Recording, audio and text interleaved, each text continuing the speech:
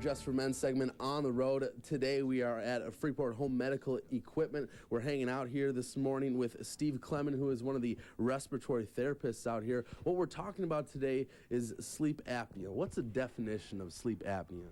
Well, sleep apnea is a disease characterized by a restriction in the airway or a collapse of the airway. And if it's in the upper airway, it's called upper airway resistance syndrome, and that's typically just a snore. That's a clear symptom, though, that you could have obstructive sleep apnea, and that happens more in the back of the throat, and that's just where it collapses. You stop breathing, your oxygen level goes down, your body is getting stressed, and this is all happening when you're sleeping, so you don't know that it's happening. You will then have a wake-up. Once your brain realizes your oxygen's low enough and you're really getting stressed enough, you will have a wake-up. You'll blow open that airway and make very loud sounds, and then you'll go back to sleep.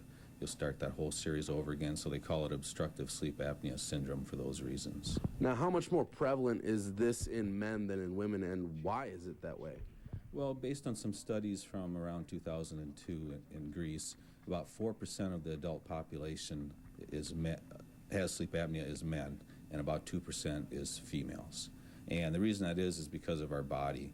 The males, we tend to gain weight in the upper body. We have a larger tongue, a larger base of a tongue. So when we lay back, it's much easier for that airway to close off. Women don't tend to gain it up there as much, so it is more prevalent in men. So if someone were to come in here and kind of get set up for this, what is the type of treatment that they would kind of go through? Well, they'd have to go see their doctor, and what they would present with is they would explain to their doctor they're feeling tired, and they don't always know what's happening because it's happening when they sleep. By the time they've woken up wide enough that they have memory, they're not doing these things. So they would just explain to their doctor they're feeling tired. He would take it from there, or she, and might refer them to a sleep specialist or take it themselves. If they determine it's needed, they'd put them into a sleep center. They'd have an overnight sleep test, and they would find out then if any type of sleep problem, sleep apnea, upper airway resistance, or anything of that order. Next week, I will talk to someone who actually has sleep apnea.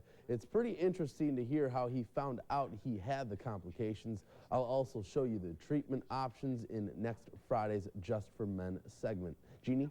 All right, thanks, Adam. In other health news this morning,